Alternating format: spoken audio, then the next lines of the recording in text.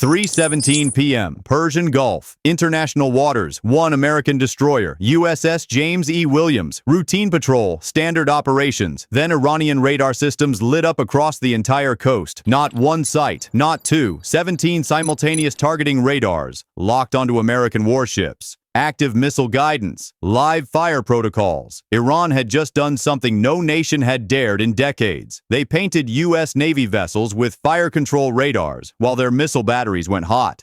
This wasn't posturing. This was the final step before launch. Tehran's calculation was simple. America was distracted. Multiple global crises. Election year chaos. They could push. They could threaten. They could force America to blink. But Iran made one catastrophic miscalculation. They forgot who they were threatening. 22 minutes later, Tehran was in full evacuation mode. Government officials fleeing to bunkers. Air defense systems screaming. Revolutionary Guard commanders realizing they had just triggered something they couldn't stop. This is what happened in those 22 minutes. 3:17 p.m. USS James E. Williams detected the radar locks instantly. Not one, 17. APG-79 radar warning receivers went insane. Every screen in the Combat Information Center lit up. Iranian Ghadir radar, Kashf-2 fire control, Mersad targeting systems, all active, all locked. Captain Rebecca Torres, destroyer commander, knew exactly what this meant. Iranian missiles were in pre-launch sequence. Her ship was targeted. Her crew was 30 seconds from being fired upon. She had three choices: retreat and look weak, wait and possibly die, or respond with overwhelming force that would end this permanently. Captain Torres made the call that changed everything. Battle stations. Spin up everything we have. Get me CENTCOM. Get me 5th Fleet. And get me the Pentagon right now. This ends today, 3:18 p.m. While Torres was on encrypted comms with Central Command, her tactical action officer was already moving. Aegis combat system going to full combat mode. AN/SPY-1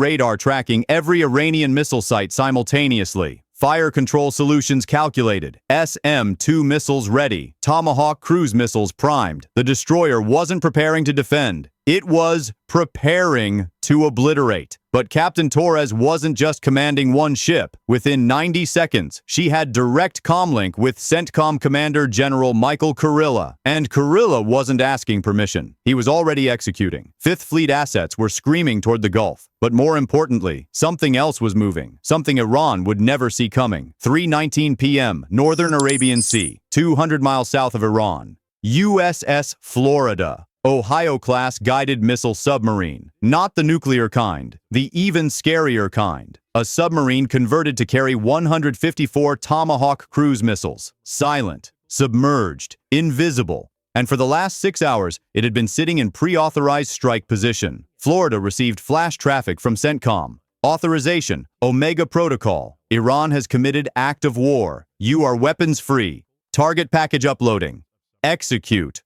On command. The submarine's commander, Captain James Rafferty, read the message twice.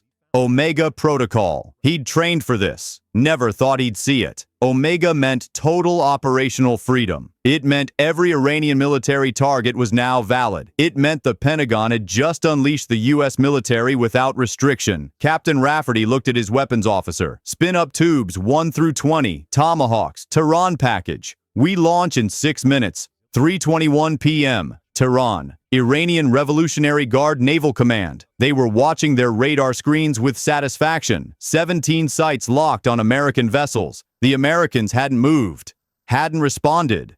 They thought they were winning. They thought America was paralyzed. Then their threat warning systems detonated with alerts.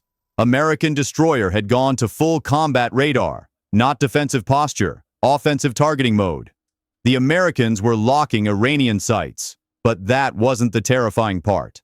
The terrifying part was what happened next. American encrypted communications suddenly exploded across every frequency. Massive traffic surge. That only happened during one thing. Strike authorization. Iran had 60 seconds, maybe less, before American missiles were inbound. Iranian Naval Command made a panicked call to Supreme Defense Council. The Americans are responding. They have fire control solutions on all our coastal batteries. Recommend we stand down immediately. The response from Tehran was pure bureaucratic paralysis. Stand down. We just committed to this action. We cannot look weak. Hold position. But that decision took 90 seconds to make. 90 seconds Iran didn't have. 3:23 p.m. USS Florida. 20 Tomahawk missiles erupted from vertical launch tubes, not splashing to the surface first, launching underwater, broaching through waves, igniting solid rocket boosters. Each missile immediately dropped to terrain following altitude. 50 feet above water. Then they went supersonic. Target package, 17 Iranian radar sites, 3 Revolutionary Guard naval command centers, 2 missile production facilities, and 1 target the Iranians never saw coming. Compound of Admiral Ali Fadavi, commander of Revolutionary Guard Navy, the man who ordered the radar locks. Meanwhile, USS James E. Williams launched simultaneously. 12 Tomahawks from her deck. Targets, Iranian fast attack boat bases, the same bases that housed the boats constantly harassing U.S. Navy. 4 bases, 12 missiles, 3 missiles per target. Overkill, intentional overkill. 3:24 p.m. Iranian air defense systems started screaming. Radar contacts, low altitude, supersonic, multiple missiles inbound. They tried to engage, launched surface-to-air missiles, but Tomahawks don't fly predictable paths. They weave, they terrain follow. They use GPS and terrain mapping to fly through valleys, around mountains, between buildings. Iranian SAMs were shooting at ghosts. 3:25 p.m. First impacts. Southern Iranian coast. Hadir radar installation. Tomahawk missile threaded through the facility's defensive perimeter and detonated directly inside the radar dome. 1,000-pound warhead. Radar station ceased to exist. Just smoke and burning metal.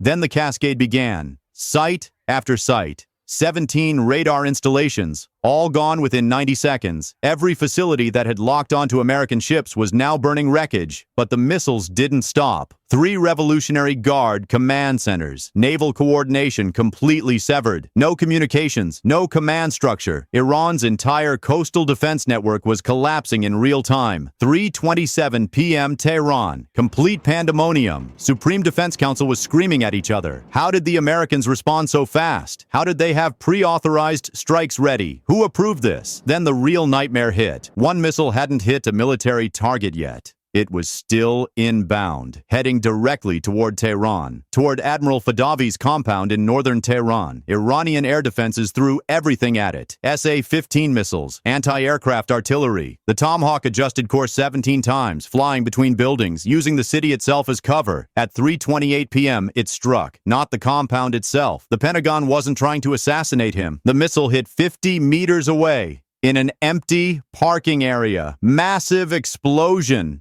Fadavi's windows shattered. His security detail threw him to the ground. The message was crystal clear. We know where you live. We can reach you anytime. This was a warning shot. 3:29 p.m. Iranian state media went dark. Total communications blackout. Government officials were evacuating. Air raid sirens across Tehran. Revolutionary Guard was in pure chaos. And then American communications channels broadcast one message in Farsi on open frequency. Every Iranian military unit heard it simultaneously. Iranian forces. This is United States Central Command. Your hostile radar systems have been eliminated. Your command centers are destroyed. We have demonstrated our reach. Any further hostile action will result in complete destruction of Iranian military capability. This is your only warning. Stand down immediately. 22 minutes after Iran locked radar on American ships, 17 radar sites destroyed, 3 command centers obliterated, 4 naval bases burning, 1 very personal message delivered to Iranian Naval Command.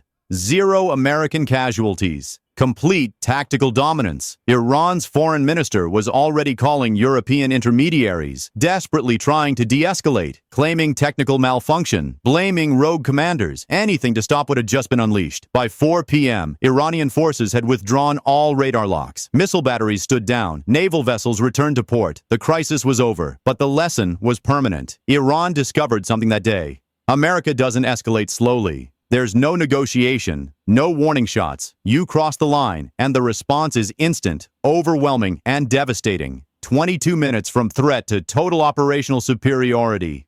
Tehran learned what happens when you point weapons at the U.S. Navy. You don't get a second chance. You get Tomahawk missiles through your windows while your entire military infrastructure burns. 3:17 p.m. Iran crossed the red line. 3:39 p.m. Iran was begging for mercy. 22 minutes. That's how fast American military power moves. That's what happens when you threaten U.S. Navy warships. You don't get a fight. You get erased. This is the Persian Gulf. This is Omega Protocol. This is what happens when you forget who you're threatening.